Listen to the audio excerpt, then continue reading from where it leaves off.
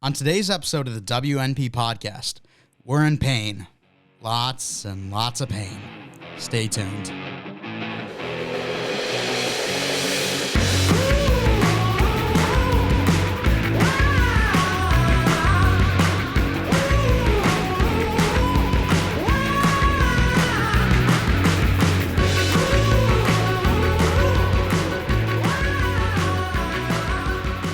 Episode 121 of the We're Not Professionals podcast. I'm your host, Mike Mitchelson, and joining me today, as always, my co-host, Chase Crawshaw. Chase, how you doing today? I am doing swell is what I'm obligated to say. How are you doing? I was doing so good. I was having a great weekend, and then Sunday came around, and it just wanted to kick me right in the ass. If it makes you feel any better, I was having a horrible weekend, and then Sunday just piled on. Well, you made money though. I made money on Saturday. I made $20 on Saturday. Yeah. Then I made this week I've made $60 gambling, like betting. So like monetarily, I'm doing great. But Friday and Saturday, hockey team I work for, lose in shit fashion. Mm-hmm. And then I would in that game if I had to choose one, I would prefer Michigan. Just because it's just who I've always kind of rooted for growing up. Mm-hmm. Well, either way, not that big a deal. Either way, who won, I was fine, and I won money off state anyway, so cool. And then you go to Sunday, I go to the Lions game and watch that in person. So like just a lot. I'm thinking it might be a you thing, honestly. The two game. Have you gone to 2 games or 3 games now for the Lions? Yeah, that was number 3. Okay, you went to the 49ers game, which it is a you thing. Because you were at the 49ers game. They were getting absolutely destroyed. Then you guys left early, and they came back. They've gotten worked in every game I've gone to. It's a you thing. You can not go to the Lions anymore. I didn't get to go to the Ravens game because I had family members that are Ravens fans go with my mom and dad. And that was the closest game that the Lions have like really played at home all year long. Yeah. Your other 2 games being the Bengals, where the Lions got smoked. It looked like their worst performance by far, up until this point against the Eagles, which you were again at. Oh boy. I'm not going to lie. I wish I was there when Jared Goff threw the ball out of bounds yet again on a 4th down. I've been going to that place for 23 years. I'm 23 years old. Jesus. Okay. You are old. Holy cow. Okay, you're about to be 24. Kick rocks. We got a long ways from that. I've been going to the place for 23 years. I've never heard the place louder. And it was maybe 50% capacity. Jeez. Imagine if it was filled to the brim with people, I think I would have gone deaf.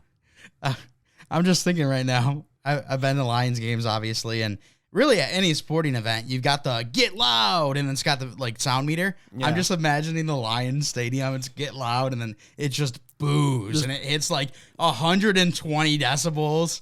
Oh, that'd be so funny. Yeah, it probably has happened so far this year. Like, a few years ago when the Lions were so loud that teams were practicing with like jets playing over the speaker. Do you remember that? No, I do not. So this was 7-8 years ago when the Lions were actually like a playoff, like fighting for playoff team every year. I was only like 10 at the time, so yeah, you're so much older than me. That's right.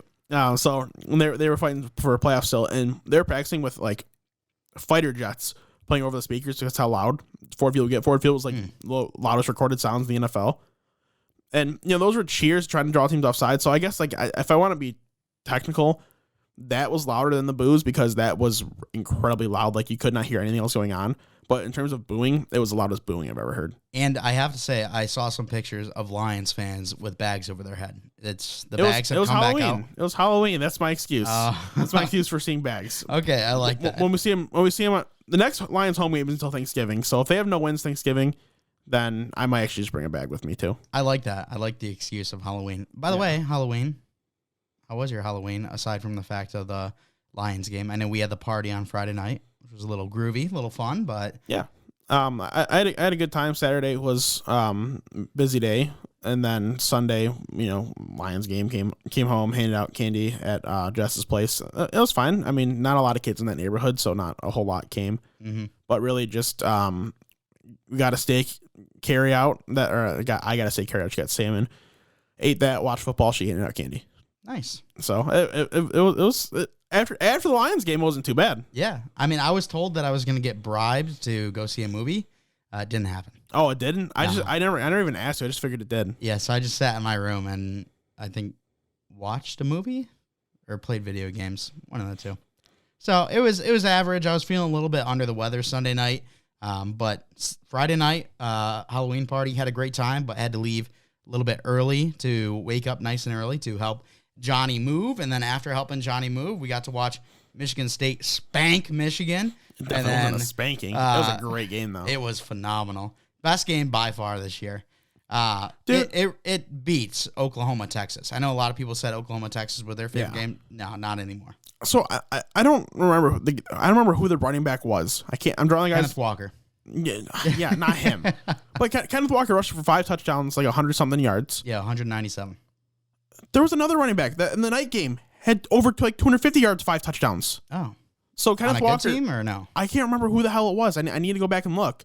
But Kenneth Walker has this Heisman moment type game, and then the guy just does literally better the next night. It's like come on, let's just let him have the spotlight. Let him be the favorite for the Heisman, because right now he would be my number one favorite. If I had a vote, he would have my first place vote. Yep, for sure, absolutely. But he's not going to at the moment because he's a running back at Michigan State. Mm-hmm. So hopefully he can continue and just keep dominating, because he's been unstoppable, and hopefully he can win that award. I think the reason that he should be first place for everyone is if Michigan State didn't have Kenneth Walker, would they be sitting currently third? They might have 2 wins. So don't go that far. But no, let's be real. No, not at all. Yeah. Taylor and Reed have had a bunch of big games. Yeah, but that's because you have to try to game plan for the heavy running offense that Kenneth Walker's going to bring. Then you can go over the top because you got to play too low. Where they got 5 wins. If they got no, I think they have 2 they wins. got 5 wins. They were only favored in 2 games coming into the year for a reason. And then they spanked your Michigan team. How about it? But Michigan State would be a way different football team without Kenneth Walker. Saturday night, I went over to East Lansing and had a fun time, a little after party, little Halloween party action. Grand River was blocked off because of fires. Hagedorn was shut down for a little bit because of fires and couch fires. Yes, to be specific. And car fires. Oh yeah, I did hear about that. A car got flipped over, and then rocks got thrown at the windshield and everything. I did hear about that. Did you see the video of the car? Yes, it was a nice car. Yeah, and I was not a part of this. I was in a apartment partying, so didn't do anything like that, but it was crazy up there. It definitely was. I gotta say though, that picture of the 2 kids sitting on the couch with the fire next to them, you've seen that picture, yes, right? And the kid got caught on fire? Yeah. That picture is cold though. That picture's so cool. That'd be my phone background until the day I die. Well, the guy paid for 3 third-degree burns or whatever. No, I don't think he actually did. Yeah, but the police are looking for them to find them or something. I saw that the other day. Gosh. That's why you don't do that stuff. I know. You do not go on camera in front of that kind of stuff, because that is just... I would never do it myself, but I love watching other people do it. Oh, yeah. It's funny as hell. Yeah. So we're going to just quickly wrap up here with college football, but then we're going to be hopping into a full NFL episode. But yeah, college football rankings, they came out last night. The first college football playoff rankings of the year. Georgia number 1, not a shock. Alabama 2, the most shocking to me. I know other people have different opinions. Then you have Michigan State 3, Oregon 4, Ohio State 5, Cincinnati 6, and then Michigan sits at 7. They didn't drop very far, but I know a lot of people have a problem with Cincinnati at 6, have a problem with Ohio State versus Oregon. My biggest problem was with Alabama. Yeah, my biggest problem is Ohio State. They should, honestly, if I were ranking it, it would be number 1, Georgia, number 2, Ohio State, number 3, Michigan State, and number 4, Alabama. If I am looking at, it's just so hard, because when you're looking at the College Football Playoff Committee, what they are looking at is they are looking at the full resume of the team. They're not looking at what they've done record-wise and how they've performed most recently. They're taking everything into account. Mm-hmm. So Oregon, they beat Ohio State. If you were to bet right now, Ohio State or Oregon, I'm putting all my money on Ohio State. I think Ohio State runs them. But because Oregon got that win, you got to give them points over Ohio State. So I understand that. Still disagree. Yeah, I disagree as well. I don't think, if I'm looking at teams right now who I think has the best chance to win, Michigan State wouldn't be in my top 4. No. So, but they also have not done anything to not deserve to be a top 4 team. Yeah, except for going to overtime with Nebraska, I think it was. Yeah, but that game, those happen sometimes. Like, you're going to have close games. You're the only time you're ever going to blow out everybody is when you're Joe Burrow led LSU. Mm-hmm. That's literally the only time you're going to blow out everybody. So, when it comes to Alabama, I think it's crazy that they're up there at 2. They lost to Texas A&M, who at the time was unranked, and I think is now sitting at 15th. Yeah. They were on a 2-game losing streak, and they upset Alabama. Alabama almost lost the game against Florida as well, which Florida now have 3 losses, I think, on the season. So there's been a lot of cracks in Alabama's game where I figured they wouldn't be sitting 2. I thought they'd still be in the top 4, but 2 was a little surprising. Yeah, and, really it only matters for the top, 8 to 10 teams. They're the only ones that really have a real chance of doing this anyway, but I still have a little bit of an issue. But a little bit lower in the rankings. There's a couple 3-loss teams that are still in there. Yeah. And then you look at UTSA. They're undefeated. Yep. They're not even ranked. Mm-hmm. I don't care who they're playing. They've won every game they're supposed to and won every game that they weren't supposed to. That right there is enough, or they should at least be considered in that top 25. I agree. Top 25, give it to UTSA. If it was top 15, I'd say no. But yeah, literally at the worst 25, I would have been perfectly fine with that because I know it is an incredibly weak schedule compared to the other teams, but they still have not blown any opportunity that has been given to them. They've succeeded with every single opportunity, and that deserves some sort of reward. Absolutely. And then Cincinnati, the committee showed us that Cincinnati, no matter how good they look, they're not getting in unless they get some help from the top. And I saw a tweet, which I thought was very, very smart. It was, how does Alabama losing to the 15th ranked team and Cincinnati being undefeated and beating the 10th ranked team, how does that make sense that Alabama should be above Cincinnati? Yeah, I mean, in that sense, it really doesn't. Excuse me. In that sense, it really doesn't. But I mean, at the end of the day, Alabama would beat the hell out of Cincinnati. Let's be real. But Cincinnati hasn't had a necessarily easy schedule. They've played some tougher opponents and they've come out triumphant. And I think they're going to win out. So they're going to finish undefeated. So we'll see where they actually rank. If they go truly undefeated and they've been ranked as high as they are and they're still ranked there, how are they not finding their way into the top 4? I think the big problem is Georgia needs to beat Alabama. That would kick Alabama out. And if I were to put money on those two playing right now, I think I would bet on Georgia. I honestly would. I think Georgia's the better roster, but Kirby has a terrible record against Saban. So but this is the year where it clearly doesn't matter. Lane Kiffin, he is the first one to beat Saban. So you know what? It clearly doesn't matter anymore. Maybe. We'll see. That's going to do it for our college football talk. We love doing college football talk. So I love college football. We'll do some more episodes on college football very soon here. But before we move on, I just can't wait till our off-season shows already because dude. All the scouting is I'm gonna have fun. So much less time this year, but I'm gonna literally devote all my free time to it because I just love doing it so much. Mm-hmm. And this class is gonna be interesting because I think we're gonna have very differing rankings and if we do mock drafts, it's gonna be very different because there's so many ways you can go. Really, the certainty, maybe the top 1 or 2 picks, and everything else, you can go so many ways. And it's funny because right off the bat, I think it was last week or maybe a week and a half ago, I told you that, hey, Derek Stingley, not my corner 1 right now, which at the start of the season, it was Derek Stingley and Kayvon Thibodeau for the top 2 guys. That's it.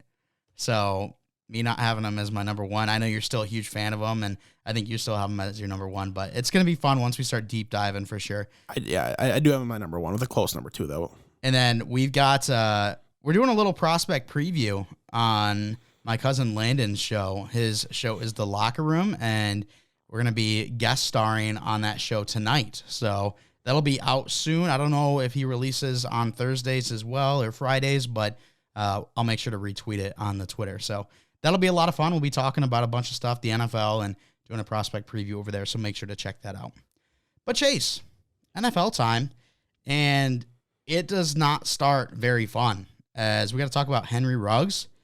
He is done with football, basically. He was driving under the influence, going over 150 miles per hour and hit another car. At the time when the airbags went off, it was 127. Is that right? Something like that. And it resulted in a young lady's death and a dog's death as well. It was a very tragic scene, and it's first off, thoughts and prayers go out to the family of the victim. Like, something like that should never happen. Drunk driving is the worst possible thing because it 90% of the time always results in something tragic like this. Yep, Henry Ruggs selfishly took the life of a young woman who had a lot of years to live, who had a family that she has now left behind. She was only 23. Yep. We're 23. Yep. So that would be just like us gone, which you and I have both experienced loss in our life. I can't speak for you on this part, but I haven't experienced like unknown loss. Like we've known for a while that the people that we did lose were eventually going to be gone. So it wasn't like a sudden loss. So that I could not imagine. Yeah, me neither. It really is just horrible. Henry Ruggs, he deserves to be prosecuted to the full extent of the law. Yep. In Nevada, that's a minimum 2-year prison sentence for DUI resulting in death. And he deserves at least every second of that, if not longer. This country does not penalize driving under the influence enough. It's, $10,000 fine. You don't go to prison. You can't drink for a year. But it is such a dangerous thing because you're driving a 2,000-pound vehicle on the road, and you have no sense of like you lose your brain function, you lose your mobility, and you choose to go behind the wheel. You go 100 miles an hour. You kill someone, and sometimes you don't even go to prison for that shit. Yeah. This country does not do a good enough job of enforcing those laws. So I am perfectly fine with making an example here, and then down the road, make it just the expectation where like if you're doing this shit, you are getting in a lot of trouble because it's just flat out unacceptable. Especially someone like Henry Ruggs. He has the money. Yeah. You can get a ride sharing service. I apparently saw something somewhere too. The NFL has a free ride service that you can call for. So if that is true, that makes it a billion times worse. Yep. It's so preventable and just so avoidable. It's just so tragic. And he's also being charged with reckless driving, which can go 1 to 6 years in prison. So the minimum prison sentence, if he gets convicted of both felonies, would be 3 years. The max would be 26 years. So that just removes him from all possibility of playing football any longer. The Raiders, they came out earlier in the day and said, we're aware of the situation. We're still investigating and stuff like that. And then about 5 hours later, it was announced that he is no longer a part of the Raiders. So as it should be. Super tragic for the victim's family and just so stupid by Henry Ruggs. And the thing that really gets me going about it is like terrible decision, obviously. But the fact that he was going over 150 miles per hour at one point, like how dumb do you have to be? Yeah. That is, at least where we're at in our state, that is over double the highways here. Like, I don't think people realize how fast that is. The fastest I've gone in my car is like 87. Oh, so, in my new car, yeah, I don't even my car can get above that. I could not imagine going over 150 miles per hour. No. And, I've seen people try to say, oh, he made a mistake. No. He's 23 years old.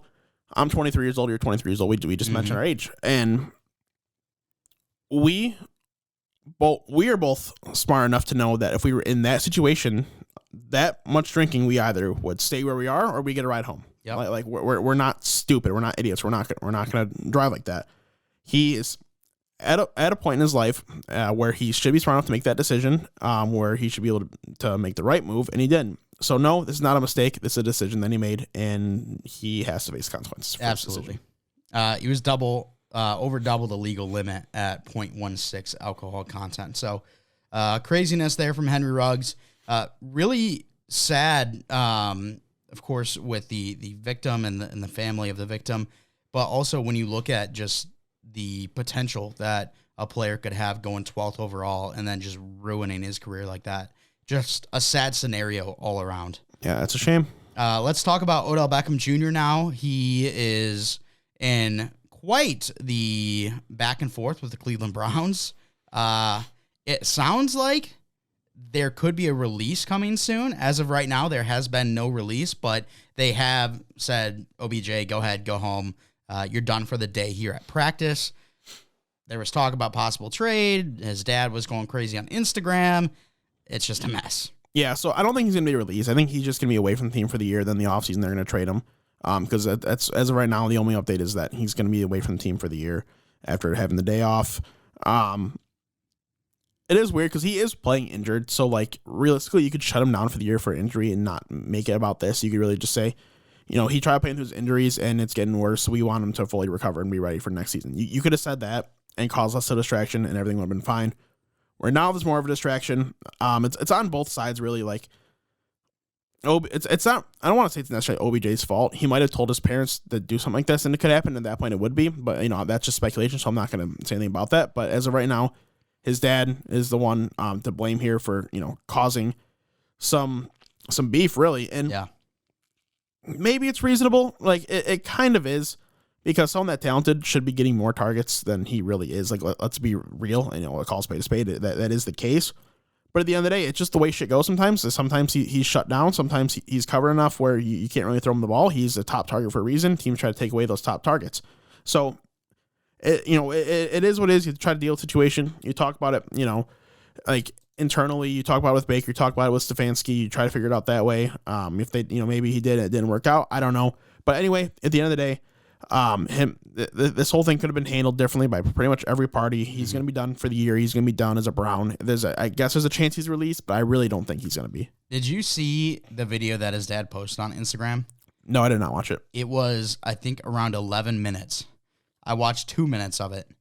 And, like, I was honestly shocked at how crazy it was. Like, some of the accusations that Baker is purposefully not going for Odell and stuff. And I sent a TikTok earlier today where it was OBJ just beating everyone. And it wasn't like actual OBJ. It was like a skit that people made. And the skit was that OBJ got wide open and then Baker just terrible throws. The 2 minutes that I watched of the 11-minute video, I was like, okay, I kind of get your point. Like, OBJ was open so many times. There were chances where the Browns could have capitalized and got touchdowns because of how wide open he was.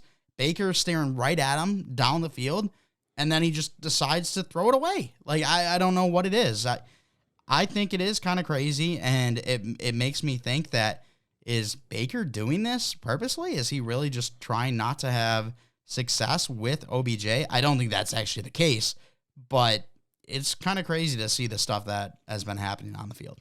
It is very weird. And what it would, if I had to guess on something, what I think it would come down to is just not having, you know, the rapport with the receiver, the quarterback and receiver. You have to have this, you know, chemistry.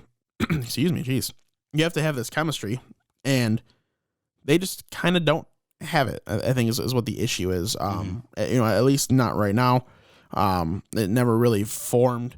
He regardless of what the play is, it might be a route in a play where OBJ is supposed to be the first read in the offense. And just because he doesn't have that trust with him, maybe he looks, you know, say everyone's healthy, is Jarvis is the first read instead. And Baker's more of that kind of thrower anywhere. He's going to throw to Jarvis before OBJ. Mm-hmm. So, you know, that could be what's happening. Baker might not trust his arm throwing downfield because he still is playing kind of hurt too. He hurt himself trying to make a tackle this year, tore a labrum. Like, there's a whole, like, multitude of reasons. Like, it's not just one thing. Like, it's one thing add on to another, but regardless, it's a weird situation. He's too talented to be getting the work that he is. You know, you can make this argument about Allen Robinson too down in Chicago. Just two players that are too talented to get that little usage. And we need to talk about Chicago, maybe after Payne, because we got to talk about how Justin Fields has his best game yet without Matt Nagy. So funny. But the reason I didn't want to talk about that next is because perfect lead-in, that would be OBJ. He is on my dynasty team at the moment. Mine as well. I sent yet revoked a trade that would send OBJ and multiple picks, both being like third and second rounders, not a first rounder, for Michael Thomas. However, like I said, I revoked it once I saw that Michael Thomas is now out for the year. Oh, that's just a gross trade that they talk about. Yeah, Michael Thomas is done for the year. He says he tried rehabbing, and like really what he said is he got hurt week 1 last year, which we know, and tried playing through it. Didn't really work out too well. Tried naturally healing. It didn't work, so he had late surgery. Team didn't like that. He got put on the PUP, and now apparently there has been a setback, and he's out for the year. So is this what's actually happening? I think that both of these players' careers are just done. Like, I don't want to say careers. The amount of talent that has come into the NFL recently, especially at the wide receiver position, I would not be shocked whatsoever if these guys, sure, maybe they get another contract with a different team, but their potential to be fantasy relevant, not even like wide receiver 1 viable. No, fantasy relevant is done. Yeah, that's not impossible. They're both these guys are going to be new teams next year, 100%. They're both too talented to not get that opportunity, so they're going to be elsewhere. I don't want to say their careers are done, they're washed, whatever. But it is just weird. The whole Michael Thomas and Saints situation was kind of messy anyway, from what we heard in the offseason. So I really think it's more to it than just the injury not healing. Mm-hmm. You know, with Jameis out now, like maybe Michael Thomas just sees no point. He's like, I'm not coming back to Taysom Hill. He like. He tells the team, "Oh, I re-hurt my injury," and nothing happened. Maybe something like that. Who the hell knows? I don't know. It's just so much weird stuff going on in sports in general right now. Both these guys aren't going to play the rest of this year. They're both going to be on new teams next year, and it's just weird. Jameis is going to make a miraculous recovery, and it's going to be like the Undertaker meme with Michael Thomas, where his leg's just in a cast of blanket, and then he just whips the blanket off and stands up, and he's ready to go. I love that so much. Yeah, it's great. Let's now talk about Deshaun Watson and the trade deadline overall. So, yet another boring trade deadline, obviously. It feels like the NFL has never really ever had a good trade deadline. Deshaun Watson was the big name to keep an eye on. It looked like it was just down to Miami. Miami had conversations with Deshaun Watson the day before the trade deadline was here. Those conversations didn't go as planned. Miami really wanted the cases, the lawsuits, to be finalized. They weren't, so they didn't go forward with acquiring Deshaun Watson. There was no chance they were going to be finalized anyway. Yeah. I mean, the chances of being traded were low. We were hoping that it could happen, but we all knew it was low. I was really hoping it. I had him in 2 leagues. I hope, for every reason, the Texans are like, you want, just, like, please come back. And he's like, all right, bet. And then just shows up and then takes on some magical run, and they somehow make the playoffs. They still have a chance, technically. It would be this week, too, because they're going against the Dolphins. Oh, yeah, that'd be great. Imagine them just going out there, like, 2 days of practice, 400 yards, 3 touchdowns against the Dolphins. Yeah. That'd be awesome. But he's not going to play this year. Nope. He's done in Houston. We talked about this in the offseason. And I talked about it in the offseason. If he doesn't get traded, is there a chance he just sits out and doesn't play? And you're like, there's no way he sits out. Like, what up? The reason I say that is because I didn't think the Texans were going to be so on board with it. Where, like, I thought they were going to give him a failure to report and take all of his money. But no, they're just paying him. Yeah, I don't. Crazy. Yeah. No, there's no chance. If I was an owner of a team, if the guy wasn't reporting and I couldn't move him, that I would be paying him this money. Well, remember, they think he's coming back. Yeah, that's so they think he's ready to play for him. Technically, he's fully rostered, fully healthy. They're literally just wasting a roster spot on him right now. Like it's so freaking pointless. They're just like, let us know when you're ready to suit up. We're ready for you. So stupid. Well, this is the same team that traded DeAndre Hopkins for David Johnson. So, hey, there was a 2nd round pick in there. Wow. So when it comes to the actual trade deadline and what actually happened is the day before, Von Miller, he goes from the Broncos over to the Rams. Do you remember what a second and a third, right? So this year, not bad for the Rams. The Rams are obviously going all in, and Von Miller, I think he's still got some good play left in him. He does. Just Denver really sucking the air out of him. Obviously, makes sense. Denver sucks.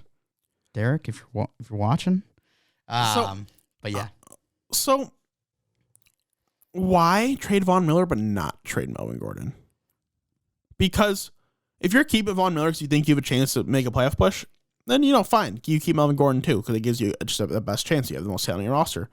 But when you trade your by far best player, your franchise player, but you don't trade away Melvin Gordon to a team like the Bills, the Titans, the Falcons, hell, maybe the Dolphins would even want him. The 4 teams that need running back help desperately and would probably trade for him. Maybe even the Seahawks. Chris Carson could be done for the year.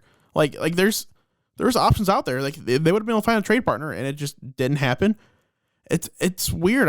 I hate everything that Denver does. Yeah. I think they are one of the worst run organizations in the NFL, and it's coming from a Lions fan. Who is the worst run organization in the NFL. So like I know what it looks like, and it's so much more negative than positive. It is. And I don't really know why, even if they're like, oh, the value is not great, like at least you're getting something. Yeah, you're gonna let him walk after the season because you've got Javonte Williams. And you have to unleash Javonte Williams next year. And didn't they trade up to get Javonte Williams? Yes. So it's like, it's just, I don't know. They should have traded him. I've got Javonte Williams in one league, so I prefer him to get the full workload. Yeah, I've got him in a redraft league where I really need help now, too, without Derrick Henry and Clyde, so that would have been awesome. And then there were some other minor moves that we don't really need to talk about. I don't even, like that Canadian offensive lineman. I can't remember say that guy's. It's like a Laurent. Yeah, like Duvernay Tardif. Yeah, something like that. Yeah, he got traded for a bag of nickels. I think there was also a Texans defensive end that got traded. Oh yeah, fifth. Yeah, it was like a rookie too. It was a young player. Yeah. That's a great way to run your team. We rebuild by trading away our young players. Mm-hmm. We're the Texans. We're smart. Why do you think they brought in David Johnson, Mark Ingram, Philip Lindsay? I guess Mark Ingram, he got traded, so we could talk about that. He's going back to the Saints. Yeah. Well, I mean, another nothing move. Yeah, I mean, you might as well trade Mark Ingram when you've got Rex Burkhead, who's the best running back on the team. Apparently, that's a good point. He had the most touches last week. That is a great point. There was one more thing I wanted to talk about. What were we just talking about? Stupid trades. Pointless trades. The Broncos. Oh, I was going to talk about how Javonte Williams, how, I want him to do well. Well, that is the league that I have been telling everyone I'm trying to lose in.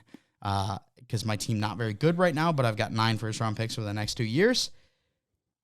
We've won 2 of our last 3 games. Michael Carter went off for like 28 points and led me to a victory last week against the number 1 team in the league, John Doe. So Michael Carter and Justin Fields combined for like 53 points for you. Dude, I don't know what's happening. I am super happy that the young guys are really starting to take form, but at the same time, like, simmer it down just a little bit.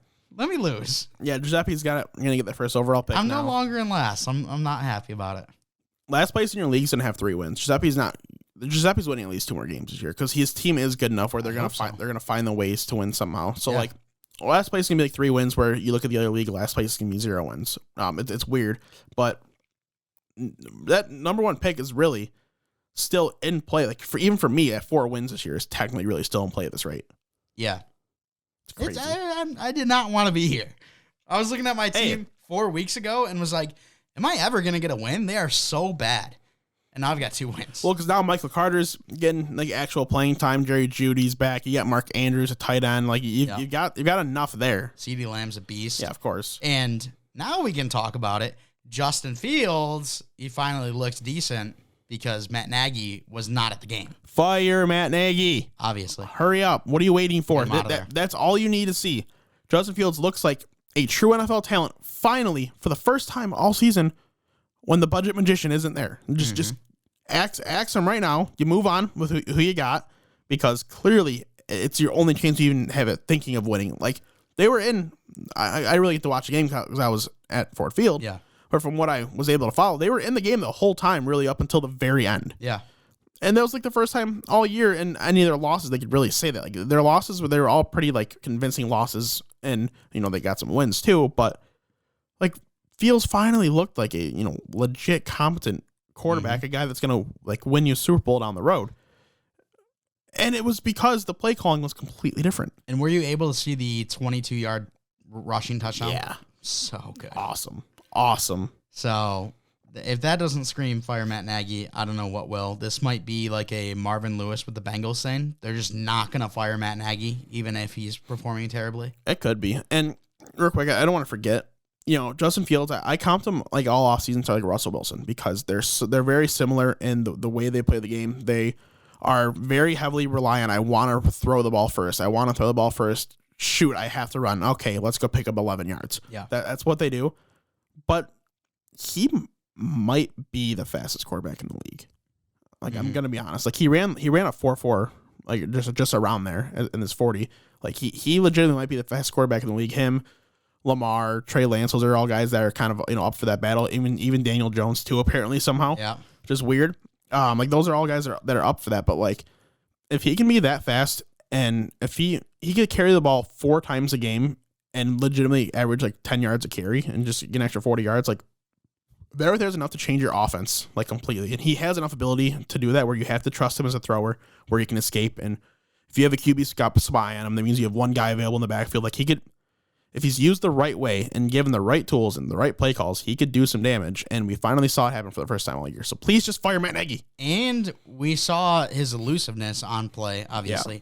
But he's a big dude. Like, he is. I would not be shocked if we start to see him actually use his body a little bit more once he gets close to the goal line, which I would like to see. Do a little Cam Newton type action. Yeah, I mean, yeah, but you don't want your quarterback getting hurt either. Cam Newton is a rare breed where his broken foot was a fluke, but like everything, like other than that, he was able to truck to people because he's built like a linebacker. You don't want your quarterbacks taking those hits. Cam Newton's the one quarterback that really could take those hits. Yeah, I think Fields needs to beef up a little bit more if he wants to do that consistently. 10 pounds of straight muscle, game over. Game over. It's gonna be so good. All right, pain. That is our next segment because we've got a lot of it. Should we just? Life is pain. It is. I wake up every morning, I'm in pain. I go to work in pain. It's tough, being a Lions fan and a Bengals fan. A little bit. I don't know how I would say this because your pain is longer lasting, more consistent with the Lions still being winless, but the shock that my Bengals lost to the Jets, like, that was like a heart attack. Like, oh my gosh, so much pain out of nowhere. Both pains we feel this team is very emblematic of our actual health, where like your shock loss was you just destroying your leg at New Year's. Sure. You know, where my enduring pain is my holes. There you go. Literally, our health is so emblematic of what our teams are doing, and it's just life really is pain as a Lions fan. The Bengals, it was one week of pain. It looked bad. I don't say it looked bad, but like it was bad because Mike White threw for 405 yards. Yeah. That shouldn't happen. So it was a tough loss for the Bengals, but I think they can recover. I really do. The Lions lost 44-6 to the Eagles. You don't recover from that. And I took took the Lions in their predictions. Idiot. And I literally came on the show and said, the Lions and Dan Campbell need to come out and play like they did against the Rams. What did they do? The exact opposite. They were like, oh, the Eagles, they're not as good, so we don't need to prepare for them as hard, or we don't need to have a game plan that's as funky. So let's just roll out a Matt Patricia-looking team and be aggressive against every single team. Pretend every single team is the Super Bowl champion. Pretend every single game is the actual Super Bowl itself. Get a win. It was the first Lions game all year that the Lions truly didn't show any flashes or any signs of spark, which they have in every other game. Something has happened where it's like, okay, that was entertaining. That's progress. That's something we can look forward to building on. This was the first time where not a single thing happened. Offense, horrendous. Defense, horrendous. Coaching, horrendous. Everything, horrendous. Yeah. The only thing that you could maybe say is okay is Jack Fox, because Jack Fox will always just be great. Oh, yeah. He's the best punter in the league right now. Yeah, like without a doubt. The guy is just silly. Was it on the show, or I think it might have been Johnny when we were moving him in, but basically they were talking about this should be a win because Nick Sirianni is just not a good coach. And then Dan Campbell came out after the game and said, I just got out-coached. Yeah. Which is not a good look. It's not what you want to hear /see. So, I don't know. A lot of pain there on the Lions' end. Do they go 0-17? Who do they beat at this point? I don't know who's on their schedule. The Falcons, the Broncos, the Bears. It might be able to upset one of those teams. I'm not going to favor them in any other game the rest of the way, but no, I'm not picking them once this year. I will not pick them once. I'm picking against Lions every single week in our picks. You can't realistically pick the Lions at this point. They're on bye this week, so you don't got to pick them against them this week. I'm so excited to not have to watch that game. And then the Bengals, the one thing that I really saw that actually made a lot of sense is, I don't know if you saw them show up to the game in New York versus Baltimore. When they showed up in Baltimore, suits, dressed to the nine, feeling good, getting ready to go, and they absolutely blow out Baltimore. Once they got in New York, they were in like hoodies and sweatpants and stuff. Totally different mentality. I know anyone who has gone and put on a nice looking suit, they're ready to go. You just feel on top of the world. Like when I was getting ready for Sam's wedding, putting on that suit, putting on that tie, I was like, my goodness, I look good. So that confidence is very different. And we saw it play out on the field. Looked great, played great against Baltimore, came in a little laxed, and played very lackadaisical against New York. Well, I'm assuming it was a Halloween-related thing because the whole like league-wide dress standard was, relaxed because of Halloween. Like Myles Garrett, you saw him wearing that cape, all the quarterbacks that he sacked. But there was actually no. At least so there was. You didn't see any Halloween costumes. I think CJ Uzoma had one, but I know Jamar Chase. He just came in like an old school Bengals like hoodie, and I prefer wearing when I go down to the rink every day. I wear a suit tie jacket because it just puts a little extra pep in my step. Absolutely, helps me stay awake. I feel more energy. Yeah. So I always go to games dressed up. I can't do it. When I played hockey, I was dressed up. So I get it. It just puts you in that mentality of like mentally preparing you. Where if you are relaxed, if I'm wearing what I'm wearing right now, like I'm not gonna have as much drive, not drive, power. Putting the work, putting the hours. It's about power. Yeah. Did you see that TikTok I sent you? Yeah. I looked at the comments. It said, "There's no way I just got rock rolled in 2021." That's great. Oh my gosh, I was dying. All right, well, let's go over to our game preview. Yeah. Make why not? our predictions. Week 8 was horrendous for all of us. Graham and Johnny had the best week at 9-6, which 9-6 itself, that's fine. It's okay. Chris at 8-7. You and I both at 7-8. Garrett at 5-10. Yikes. So Garrett was second place coming into last week. He is now tied for last place. Yikes. With me. Both Garrett and I are picking at 61.5%. Graham, Chris, both at 62%. Johnny at 63%. You're at 65.5%. You're 5 games ahead of me and Garrett, and then the next closest will be Johnny, and you're 3 games above him. Yeah, I'm doing all right so far this year. I need to keep it up. Yeah. It's about once you get that lead, you got to hold it. And these picks is really what it was. That's what happened last year. Like once you got that lead, about the halfway point, it was just impossible to take over. Right. So it's because now you know what these teams are going to be, and it's usually easier to make predictions. This last week was wonky, but in general, it kind of is. So you pick a lot of the same ways. You might only 1 or 2 difference a week, and if you're gonna have that difference, you gotta hit. So, I just gotta make sure I hold this lead. And that's the thing that's hard for someone that's trying to catch up is if you want to get back in the race, you got to go the spicier picks. Yeah. But the spicier picks are the ones that usually lose. Exactly. So, that's exactly what happened to me last year. Yeah. I remember at the end, I think it was week 14 or week 15. You're like, I don't care. I'm just going the Jags over everyone. Yeah. And it was good. All right. This week, I don't really see this as a very hard slate of games. There's maybe 1 or 2 that you could look at that are close, but I would not be shocked if we had the same exact picks here. Thursday might be kind of hard for me just because what if Mike White throws for another 400 yards? All right, Jets at Indy. Indy, a 10.5 point favorite. I'm not picking the Jets. It's the Colts. It's Mike White, though. I don't. That's not happening again. We didn't talk about it. What happens to Zach Wilson now? He starts when he gets back. It does not matter what Mike White does. I don't care. he is getting healthy. I think he's practicing this week. So, but they already announced Mike White as a starter. He's not going to be like fully ready to healthy to play this week. So you save him for one more week. I don't care if Mike White throws for 500 yards, 7 touchdowns. You just spent a second overall pick on Zach Wilson. You play him and you develop him. It does not matter. It does not matter. If you bench Zach Wilson already, then you deserve to be fired. They're 2-6, something like that. If they win this one and Mike White goes crazy again, I don't care. Okay. They should not. They don't. There's no point in them going to the playoffs this year. Like, they're not good enough to do anything, and they're not going to make playoffs, even if Mike White starts and does really good. So, like, you might as well use your young guy that you just spent the second overall pick on. You literally deserve to be fired if you bench him already. But at the same time, Mike White playing this well, there's no reason for him to lose his job. There is a reason. The draft capital. It doesn't matter. You have to keep the future of your franchise in mind, not just the present. Hey, everyone watching right now, put down there in the comments, Mike White for MVP. Thank you.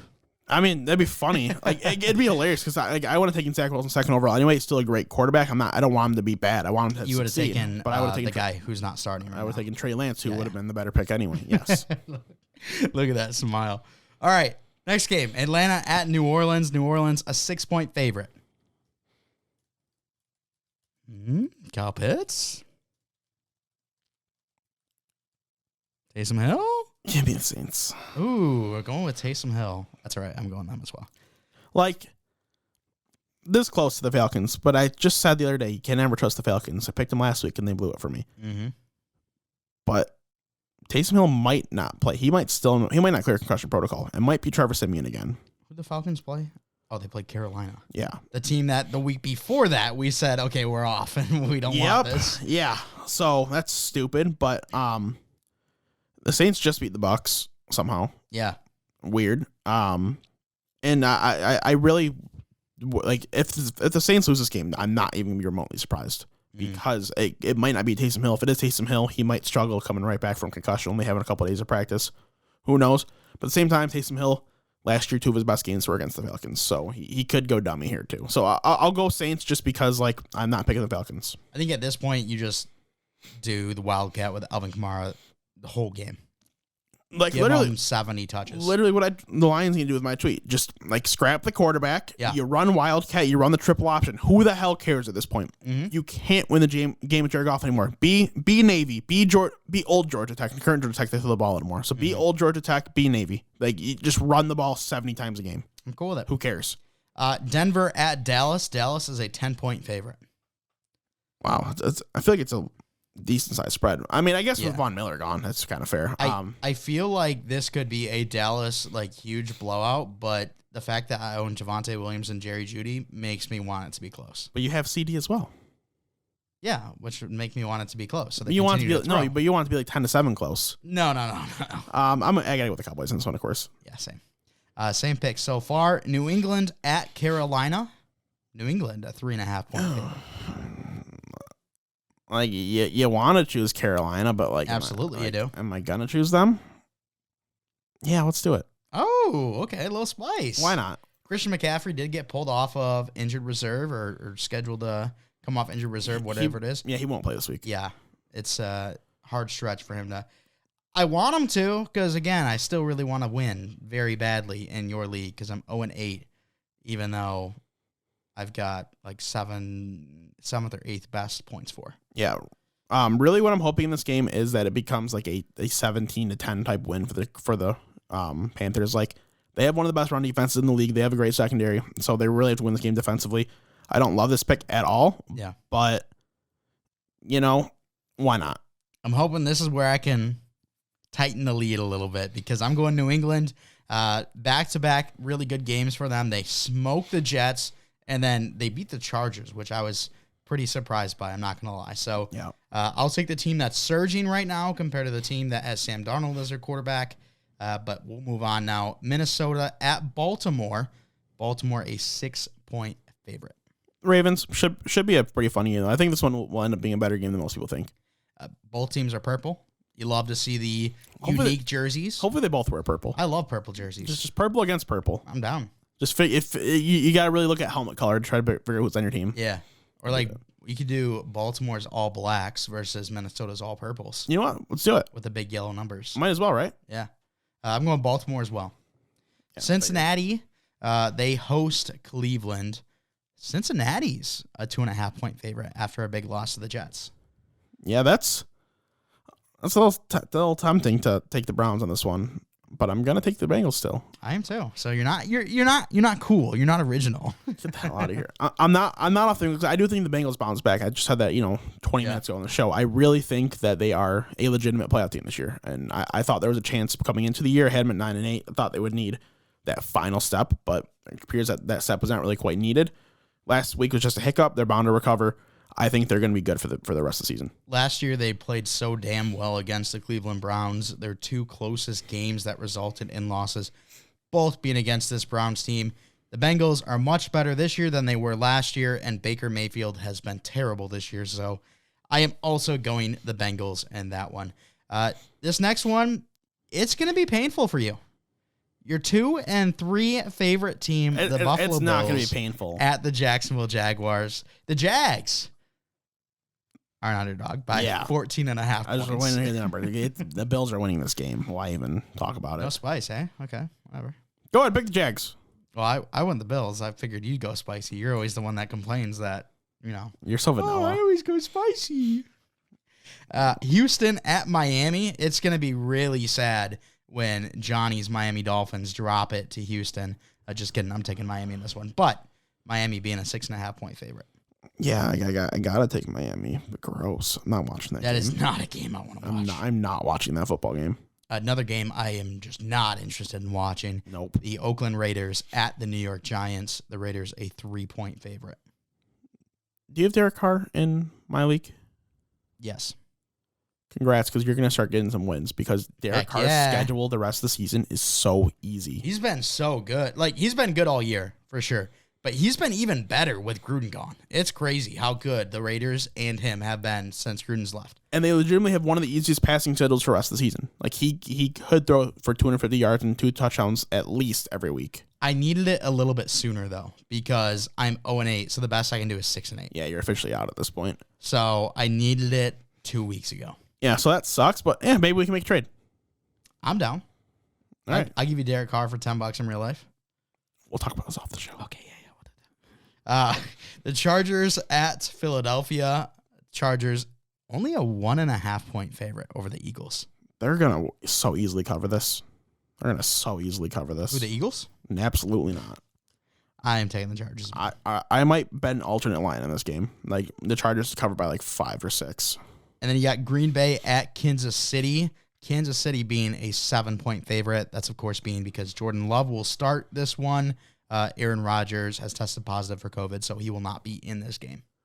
I certainly don't want to pick the Chiefs, but I have to pick the Chiefs in this game. I do too. But going forward, the Chiefs are not a lock. They're very matchup dependent for the rest of the season. I wish that I checked out the line before Aaron Rodgers got COVID, because I am sure Green Bay would have been the favorite. I'm kind of contemplating right now actually switching and going Jordan Love because the Chiefs almost lost to the Giants. Do it. But Do it. I can't be the one that goes spicy. You have to go spicy. You're gonna be fine with one difference from me this week. That's it. Yeah, that's fine. Okay. I'll go slow. I'm gonna go Kansas City. I don't want to. Okay. Arizona at San Francisco.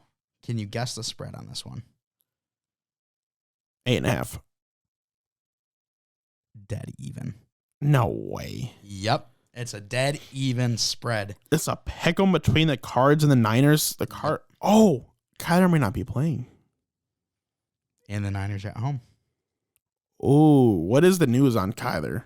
Do you know? I forgot about that. I have seen that he's limited in practice, but he is at practice. Are we able to do the stipulation where if Kyler's healthy, I do the Cardinals? If he ends up being out, then I switch to the Niners?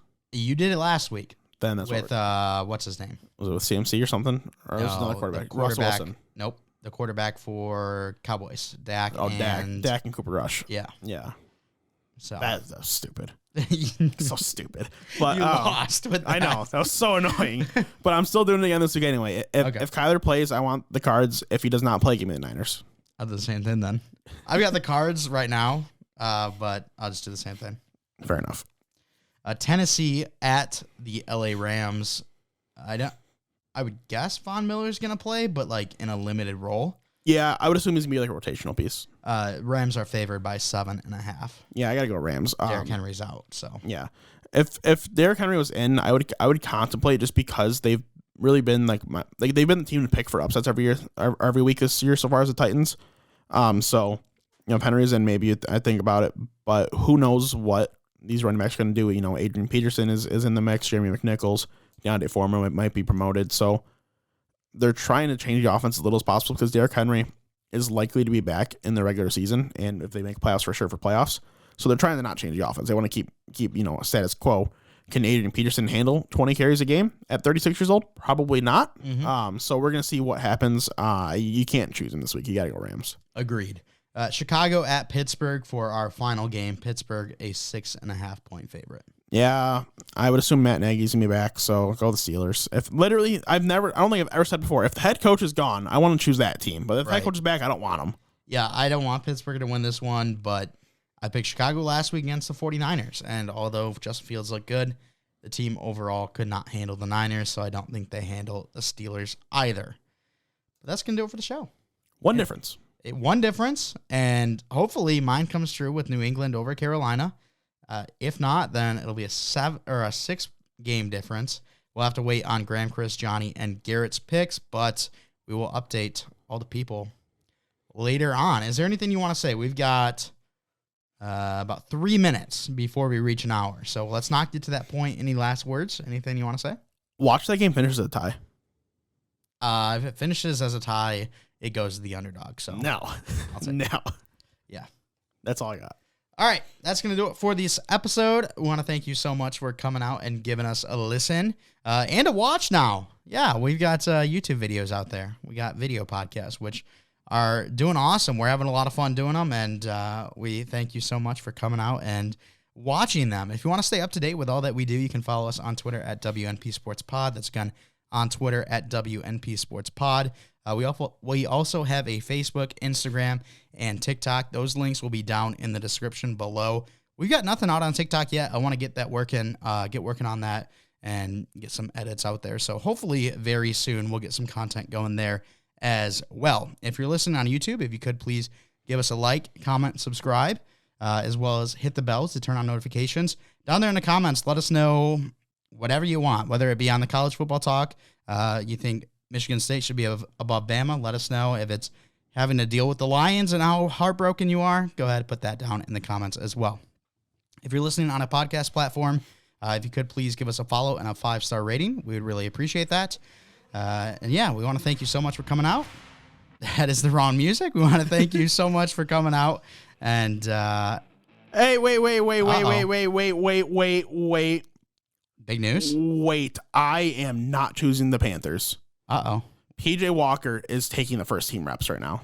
He's prepared. No, you have to take the Panthers. Absolutely not. I cut it off. Absolutely not. All right. We are having the same picks, every single pick this week. No spice, boring, vanilla. Have you seen him play this year? Last year when PJ Walker played, it's like, this guy actually might be able to figure it out in the NFL. He might be exciting enough. This year, oh my Lord, he is horrible. He's been better than Darnold. No, he hasn't. Yeah, recently he has, for sure. Remember the game that Darnold got benched, PJ Walker went in and went 0 for 5. I'd rather 0 for 5 than multiple interceptions. Think about it. Okay, I'm not even bother, but no, I can't. If you want to use those stipulation, if Darnold plays, I'll choose the Panthers. But if not, then I gotta go with the Patriots. All right, I'm doing that stipulation for you. Okay. I'm going Patriots regardless. Okay. So yeah, that's going to do it for the show. Want to thank you so much for coming out. And as always, we're not professionals.